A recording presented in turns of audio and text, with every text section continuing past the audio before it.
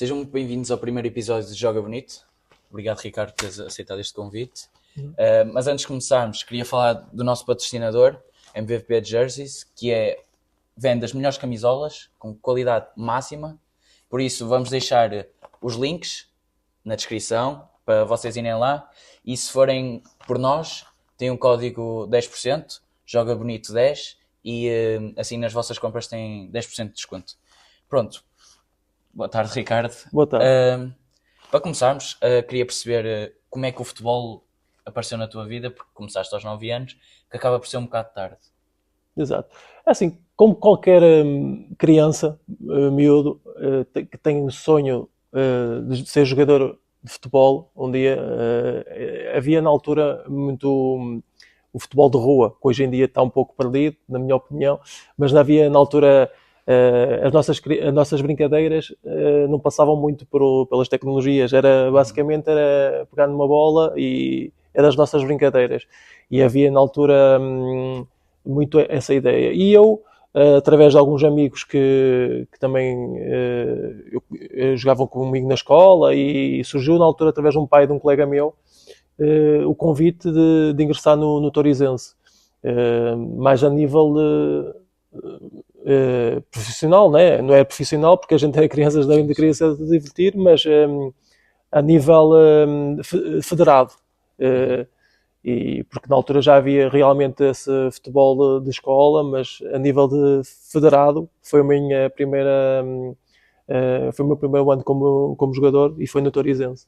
Como tu disseste, começaste no Torizense e mais ou menos 4 anos depois vais para o Boa Vista aos 13 anos. Sim. Como é que foi essa mudança? Porque é muito diferente, sais de casa muito cedo, e como é que é essa mudança para um menino de 13 anos? Na altura, para te ser sincero, no início assustou-me um bocado. No início assustou-me um bocadinho, mas inclusive até no ano anterior, mais novo, um ano da minha saída para o Boa Vista, eu tive a hipótese de sair para o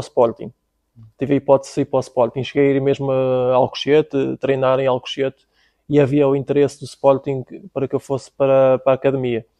Só que os meus pais acharam eles na altura que eu era muito novo para essa aventura e não autorizaram, e pronto, ficou sempre aquele bichinho, aquele sonho, e trabalhei sempre para isso, se bem que na altura não tinha muita ideia do que era chegar a um futebol profissional, mas vivia o dia a dia e era muito feliz e alegre naquilo que fazia, e as coisas iam acontecendo naturalmente. Tanto é que através de alguns jogos que me foram vendo, foram surgindo depois alguns olheiros na altura, e surgiu essa possibilidade de ingressar no Boa Vista já mais tarde nos iniciados.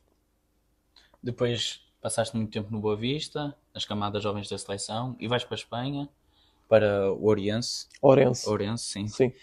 Como é que foi essa adaptação à Espanha? Acabou por ser natural. Porquê? Porque eu, como disse anteriormente, tive essa mudança que foi, sim, na altura o que mais me custou, essa mudança tive que mudar tudo, tive que sair de perto dos meus pais, dos amigos todos que tinha, tive que começar tudo do zero, ter novas amizades, começar a conviver, a estar com os meus pais, longe dos meus pais, e isso aconteceu quando eu vim para o Boa Vista. Depois fui crescendo, fui uma criança que teve que crescer rápido, digamos assim, e adaptei-me facilmente. Depois, essa mudança para a Espanha acabou só por ser o local que mudou, porque eu já estava habituado a viver sozinho, basicamente. E essa mudança para a Espanha acho que também me facilitou muito pelo facto de ser uma língua parecida à nossa, e também por ter mais 2 portugueses que tinha na minha equipa que também ajudaram na adaptação, e pronto, e o facto também assim, da língua ser bastante parecida à nossa e também ter sido muito bem recebido facilitou em tudo. Mas o futebol era muito diferente do que se jogava cá em Portugal? Eu penso que sim, penso que a nível isso me saltou, apesar de ser eu na altura tive a felicidade de começar a trabalhar cedo com a equipa principal do Boa Vista e já tinha uma ideia de realmente do que era futebol sénior e futebol profissional. Mas, e aqui estava numa equipa que pertencia ao primeiro escalão, né? E quando vou para a Espanha, não, vou para uma equipa que era um do escalão inferior, apesar de ser a segunda B espanhola, era um futebol que se via um futebol muito técnico. Todos os exercícios eram trabalhados sempre com bola, sempre muito direcionado a futebol apoiado, muito técnico e acho que foi essa mudança. Eu na altura senti que depois, quando volto para Portugal, apesar de ser segunda liga em Portugal, não havia grande diferença de segunda liga portuguesa para uma segunda B espanhola. Acho que se equiparavam muito. Apesar de ser um escalão abaixo, penso que a nível de futebol equiparavam-se muito. Quando vens para Portugal, passas pelo Marítimo, Naval, União de Leiria, então, como já disseste, não houve muita diferença para a Espanha. Não. Mas em termos dos colegas de equipa, havia muitos mais portugueses cá. E como é que eram os estrangeiros que vinham, agora ao contrário, na tua adaptação? Como é que era essa parte? Quando já estava em Portugal, a minha ida para o Marítimo acaba por ser numa altura em que deves ter acompanhado muitos anos do Marítimo, Nacional da Madeira, havia muitos brasileiros. Como é óbvio, havia sempre alguns estrangeiros, mas a nível de plantel de Marítimo, se calhar mais de metade do plantel era português e brasileiros. E pronto, como é óbvio, depois, assim como fui tão bem recebido em Espanha, um pouco mais tarde também tentei fazer sempre esse papel, tentei passar sempre esse exemplo, mesmo quando os atletas que chegavam ao clube, eu tentava sempre recebê-los sempre da melhor maneira, porque também sempre fizeram isso comigo e tentei sempre fazer depois eu esse papel. Antes de ir para o Gondomar, jogaste no Águeda. Exato. Mas porquê? Porque vens em janeiro. Exato. Mas o porquê de vir em janeiro e não esperar pelo final da época? Na altura, o treinador que estava no Gondomar era José Alberto e ele tinha sido o meu treinador nos Júniors do Boa Vista.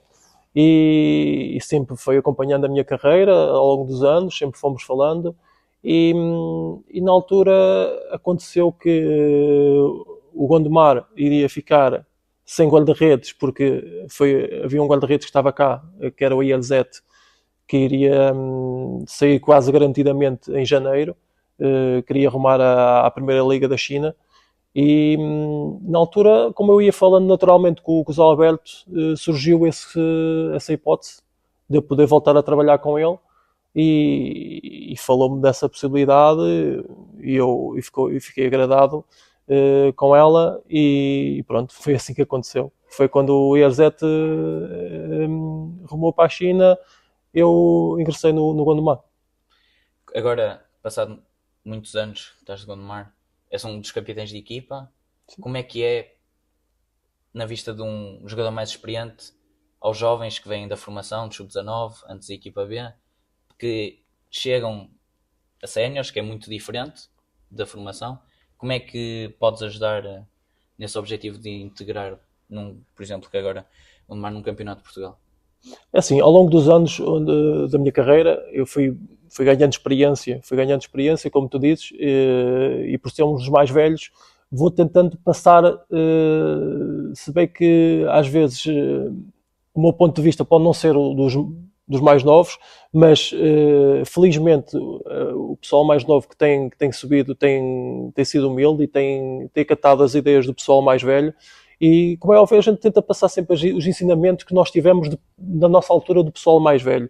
E isso que adquirimos ao longo dos anos, tentamos agora passar para este pessoal, porque agora estamos nesse papel, somos nós os mais velhos e tentamos sempre acolher, sempre deixá-los à vontade, porque eu acho que assim tem que ser num atleta, é deixá-lo também à vontade, não é à vontadinha, mas se o deixarmos sob pressão, ele vai andar ali mais acanhado, e não, abrindo logo as portas e deixando logo ele à vontade e deixando ele trabalhar, fazendo o que melhor sabe, que é jogar futebol, penso que as coisas ficam mais fáceis e tentando ajudar no que eles precisarem e passando os ensinamentos que a gente foi adquirindo ao longo dos anos. É basicamente isso. Todos os anos o Gondomar joga para a Taça Portugal. Sim, Só sim. que este ano jogar contra um Santa Clara, que na altura estava em quarto lugar, Sim, é sim. uma diferença muito grande. E como é que se prepara um jogo desses, de uma equipa de Campeonato de Portugal, para uma equipa que está em quarto lugar na Primeira Liga? Eu acho que o jogo tanto se faz ser com o Santa Clara como ser contra o Coimbrões, que vai ser o próximo jogo que a gente vai ter agora. A nível de preparação, a nossa preparação é sempre igual. Lógico que é contra uma equipa de Primeira Liga, há sempre uma motivação, não sei, em termos, principalmente como tu falaste há pouco, para os mais novos, a nível de visibilidade, pode-se abrir outras portas, né? Jogos com outra visibilidade e com esse grau de exigência, e é sempre o jogar contra uma equipa de Primeira Liga, que muitos dos jovens veem as equipas a jogar na televisão, e é sempre muito mais motivante. Mas a nível de preparação acaba por ser tudo normal. A semana de treinos é exatamente normal, e chega só ao jogo e é tentar fazer o melhor para ganhar os jogos. Lógico que às vezes o grau de dificuldade torna-se maior, mas tentamos sempre dar o nosso melhor, como fazemos contra uma equipa do campeonato, ou sendo contra uma equipa da Primeira Liga. Acaba por ser o mesmo método de preparação no jogo. Falámos aqui do Santa Clara, o jogo acabou 1-0. Sim. O Gondomar perdeu, mas quem viu o jogo não viu uma diferença muito grande de um Gondomar para um Santa Clara.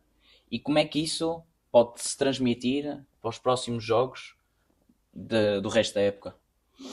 É assim, como eu te disse, jogar contra uma equipa de Primeira Liga acaba por ser motivante já por si só, mas o que é que todos os anos nós vimos na Taça Portugal acontecerem surpresas. Hoje em dia já se trabalha muito bem, desde os escalões inferiores até chegar já à Primeira Liga. Já existem muitos métodos, todas as equipas fazem bons relatórios dos adversários, analisa-se em vídeo, fazemos tudo uma preparação que se calhar uns anos atrás não existia, mas hoje em dia já se trabalha muito bem, desde os escalões inferiores. Tanto é que tu vês os treinadores que chegam agora, hoje em dia à Primeira Liga, como viste agora o Rui Borges, que foi para o Sporting, ele teve uma ascensão muito grande, veio desde os escalões inferiores, desde o Mirandela, e foi subindo muito repentinamente. E lá está, em pouco espaço de tempo. Isso só prova que realmente o que ele conseguiu de chegar agora à Primeira Liga, ele já trabalhava assim certamente desde os escalões inferiores. E inclusive eu tive um treinador de guarda-redes que foi o meu treinador de guarda-redes no Varzim, que é o Rui Barbosa, que hoje em dia trabalha com o Nuno do Espírito Santo, e desde os tempos de Rio Ave, Porto, Wolverhampton, Tottenham, e agora está com ele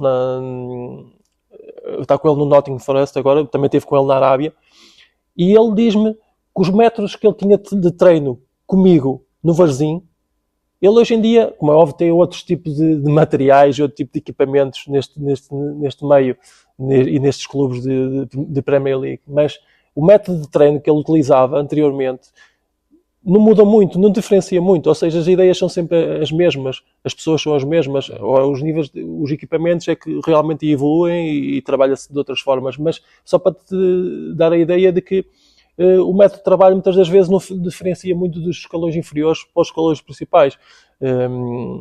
Lógico que as pessoas vão evoluindo e vão crescendo, mas a nível de preparação para este tipo de jogos, acho que não diferencia muito, porque já se trabalha bem desde baixo. Agora que já falamos do teu momento atual, queria falar da tua formação em si. Passaste muitos anos pelas camadas jovens da Seleção Nacional. Sub-15, Sub-16, Sub-17. Desde o Sub-16. Sub-15 na altura ainda não havia... Sub-15 ainda havia seleção distrital, que já na altura eu joguei pela seleção do Porto, porque já jogava pelo Boa Vista. Joguei nas seleções distritais também de Coimbra antes de vir para o Boa Vista. Depois, quando vim para o Boa Vista, comecei a ir às seleções do Porto E sim, na altura existe um torneio que é sub-15, que é o Lopes da Silva. Sim. O torneio Lopes da Silva, que é muito conhecido, que é entre as associações. E aí sim, por vezes, é quase certo, é quando sai a primeira convocatória da seleção sub-16, da seleção nacional. Porque os olhos dos selecionadores estão todos ali, estão ali os melhores de todo o país. E normalmente dali faz uma seleção da primeira convocatória para a Seleção Nacional de Sub-16. E eu, na altura, pelo Porto, não só vencemos o torneio Lopes da Silva, como fui considerado o melhor guarda-redes do Lopes da Silva. E isso só foi logo uma grande montra para poder ir à Seleção Nacional. E pronto, e assim foi. Na altura, fui convocado para a primeira chamada na seleção, Sub-16, que era o selecionador Carlos Diniz. Lógico que havia muitos mais guarda-redes que eu, na altura, para aí 5, 6 guarda-redes na primeira convocatória, e depois foi o trabalho e o que veio ser o treinador que eu queria continuar lá. Na altura não havia tantas tecnologias como há hoje, mas como é que se passava esses tempos de estágio na seleção?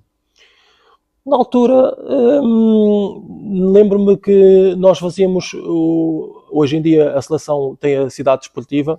Na altura usávamos os campos da Inatel, que ficavam na parte de baixo do Jamor, os campos de treino. E lógico que a nível de equipamentos não havia o que há hoje, mas já se fazia a parte de estágio do hotel em si, não diferencia muito do que é hoje. Na altura éramos chamados para 2, 3 dias, 4 dias, 5 dias de estágio.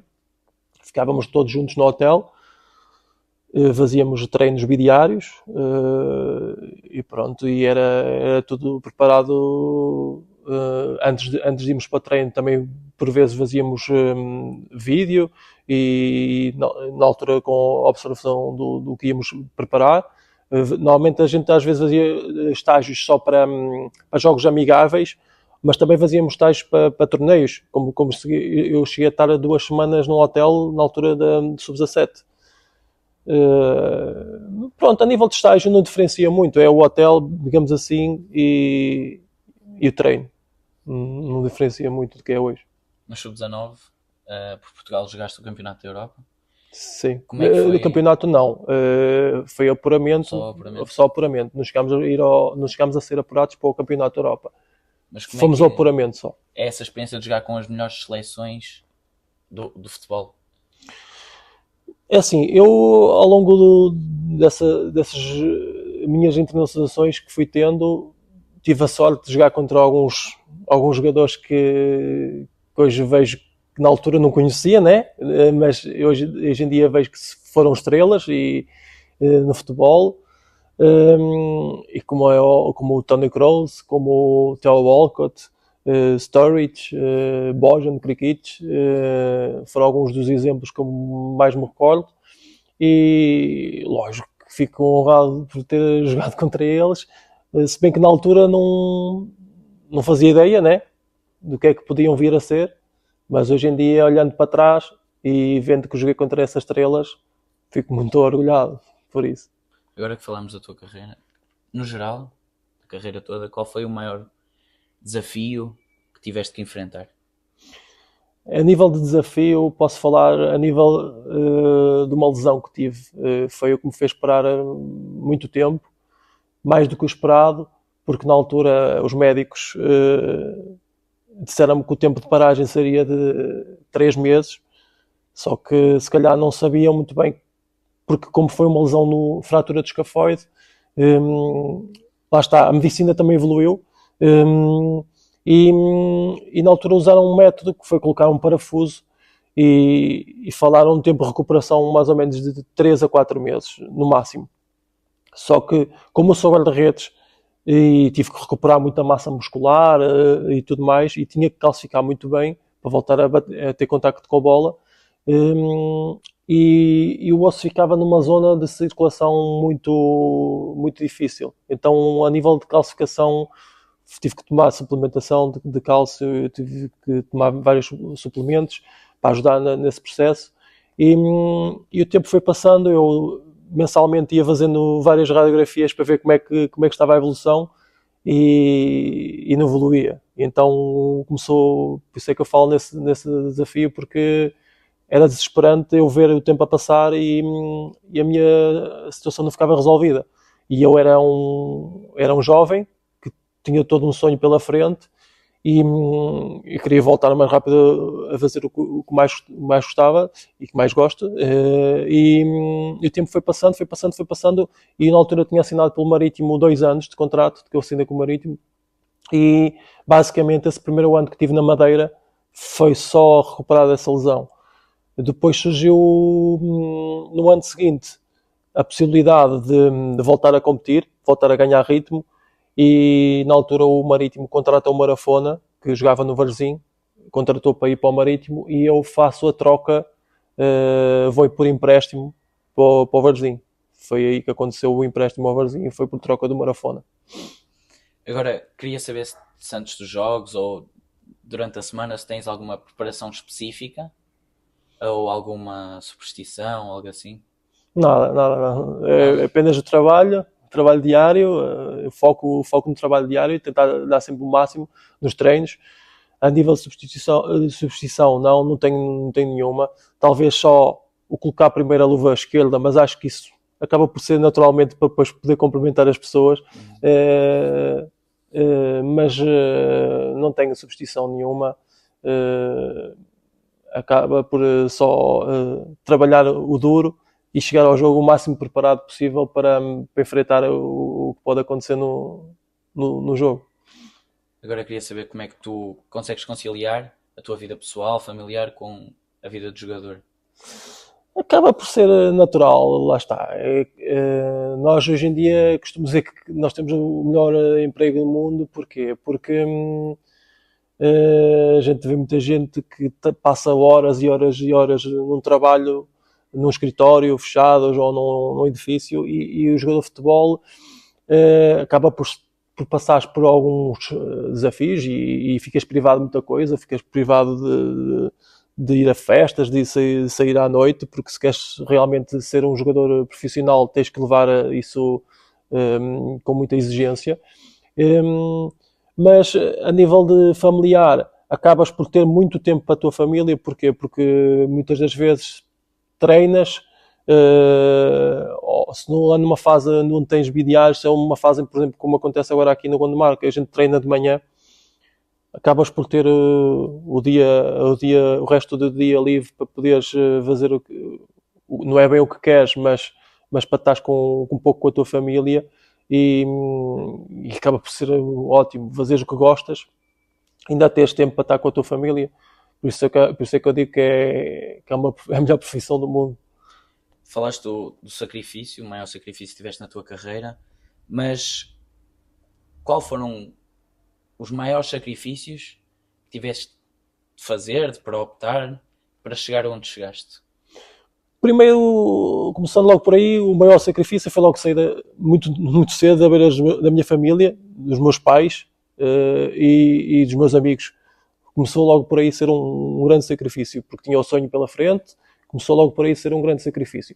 Depois foi como eu te disse, tu ficas privado de muita coisa. Se queres realmente chegar a um patamar alto, tens que ficar privado de muita coisa. Não tens feriados, não tens fim de semanas, porque tens jogos, tens de deitar cedo, não podes andar em noitadas nem em festas, e ficas privado de muita coisa. Mas isso são sacrifícios que, como se diz, quem corre por gosto não cansa, e é muito por aí. Quem gosta e quem quer, que tem o foco de poder chegar e a ambição de chegar lá em cima, tem que fazer esses sacrifícios, porque senão, mais tarde ou mais cedo, o corpo ressente-se e não consegues atingi-los. Agora falar um pouco mais das curiosidades da tua carreira. Se não fosses guarda-redes, que posição é que serias? Eu inclusive, que falas nisso, eu quando comecei a jogar no Torizense com 9 anos, eu cheguei a jogar como avançado. Só que na altura eu fazia alguns jogos em avançado, outros jogos ia à baliza. Nessas idades acaba por haver uma pequena rotação. Na altura não fui para começar a jogar futebol com aquela coisa de ser guarda-redes, guarda-redes, guarda-redes. Não, isso não aconteceu. Na altura, se calhar, comparado com os meus colegas, já era um pouco mais alto do que alguns deles, e como já tinha uma estatura alta, o treinador optou por, olha, se calhar até podes ter jeito, vamos ali experimentar e tal. E começou assim. Uns jogos jogava avançado, outros jogos jogava a guarda-redes. Depois, naturalmente, as coisas foram surgindo e começou a surgir os treinos convocatórias para os treinos da Seleção Distrital de Coimbra. E aí, quando eu sou convocado para a Seleção de Coimbra, sou convocado como guarda-redes. E pronto, a partir daí eu acho que também foi um clique nos treinadores também, que, opa, alto lá, vamos lá apostar-se só nele como guarda-redes. E a partir daí também foi quando eu estabilizei na baliza. Falaste que jogaste com jogadores que são estrelas, que foram estrelas, mas qual foi o jogo mais memorável ou mais importante que tiveste na tua carreira? Lá está, tive vários. Quando joguei contra a Alemanha, contra o Tony Kroos, quando joguei contra a Inglaterra, contra o Theo Walcott. Acho que esses jogos, se calhar, me marcaram. Mas também já tive outros que me marcaram por um momento ou outro a jogar até no Gondomar. Há sempre o futebol hoje em dia. Toda a minha carreira, cada jogo, e agora que já estou a chegar num patamar que se calhar é desfrutar o máximo de cada treino e de cada jogo, porque já se começa a atingir uma idade em que mais tarde ou mais cedo a gente sabe que vai terminar, e acho que hoje em dia a gente tem que desfrutar de cada treino, de cada jogo, da melhor maneira, porque, como te disse, isto é a melhor profissão do mundo, mas chega-se a uma fase em que ela vai acabar. E portanto, é desfrutar de cada dia. Aos mais jovens, é esse o melhor conselho que eu posso dar. É tentarem ter essa ambição de chegar longe, mas com os tais sacrifícios que falámos há pouco. E pensar sempre que isto passa a correr. Passa muito rápido, muito, muito rápido. Eu, como começámos a nossa conversa, eu fui com 13 anos para o Boa Vista, parece que foi ontem.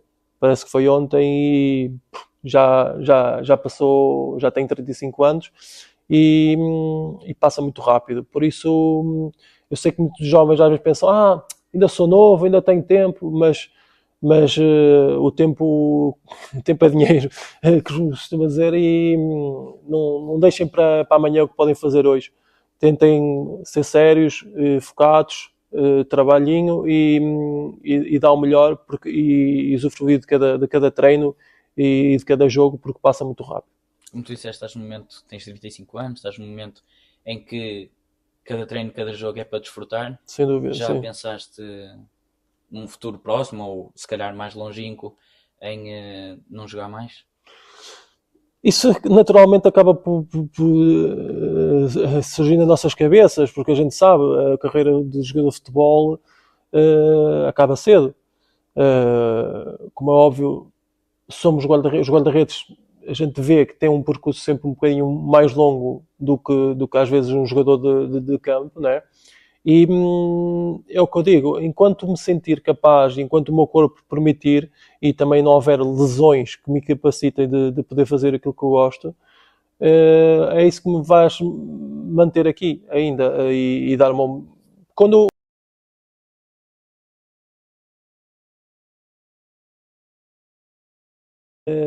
pronto, como te estava a dizer, em relação ao final de carreira, isso é uma coisa que está sempre nas nossas cabeças, porque sabemos que vai acontecer mais tarde ou mais cedo. Portanto, é usufruir de cada treino, de cada jogo, dar ao máximo, e enquanto não houver lesões ou o corpo nos permitir estar nas melhores condições para poder fazer aquilo que gostamos, e enquanto nos sentirmos úteis também no clube,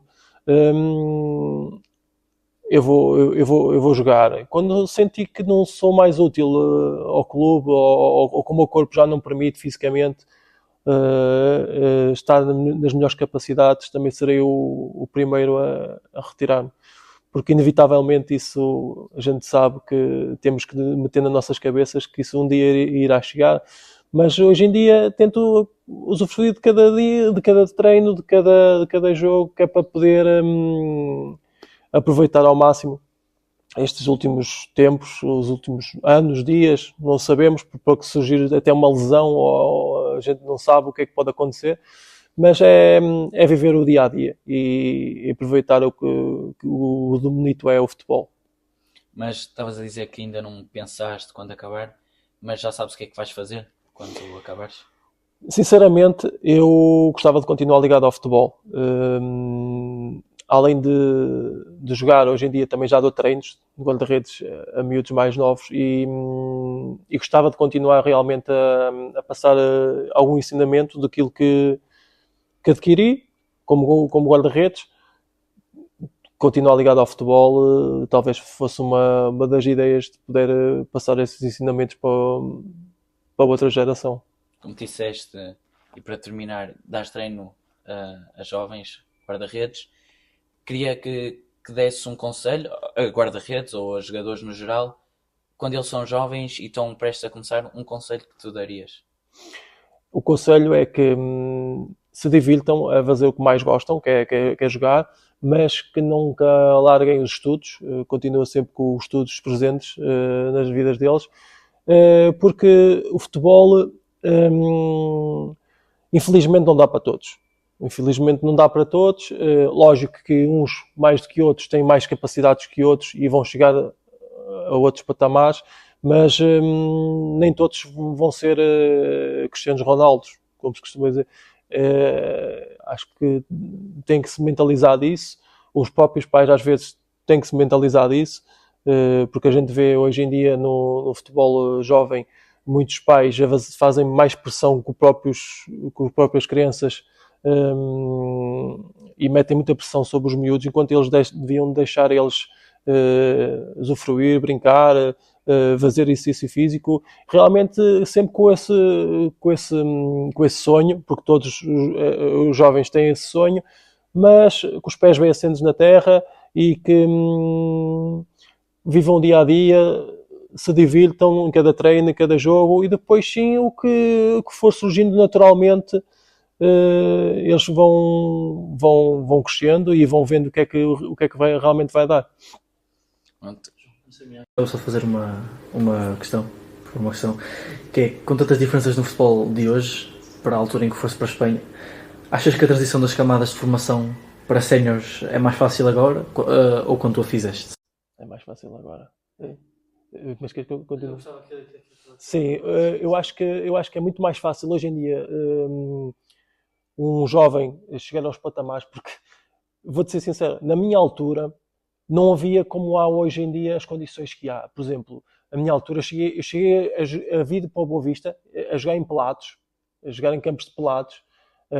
Hoje em dia é raro existir um campo pelado, é quase tudo sintéticos ou relevados. O nível mesmo até de material, chuteiras, luvas, já está muito mais evoluído. Já existem equipas B, equipas sub-23, que podem fazer essa passagem do futebol de formação para um futebol profissional mais suave, não sendo ali logo aquele baque de logo. Porque na minha altura não havia equipas B. Tu saías da formação, ou ficavas na equipa principal, ou eras emprestado e acabavas. Muitos jogadores acabavam-se perder, porque às vezes iam emprestados para divisões inferiores e realmente havia uma diferença de realidades de passar de um futebol profissional para um futebol amador. Havia aquele jovem que estava com a ambição em alta, baixava para um nível quase distrital, né? E acabava por, a nível de foco, desligar. E hoje em dia, não. Tu vês essa passagem para um futebol profissional, tens muitas equipas, vemos até os grandes, tens as equipas sub-23, equipas B, que fazem dessa passagem de futebol de formação para o futebol profissional de uma forma mais suave. E acaba por ser uma adaptação muito melhor. E chegam melhores preparados, se calhar, depois até a equipa principal. Pronto, e assim damos por terminado o primeiro episódio. Mais uma vez, obrigado, Ricardo. Não.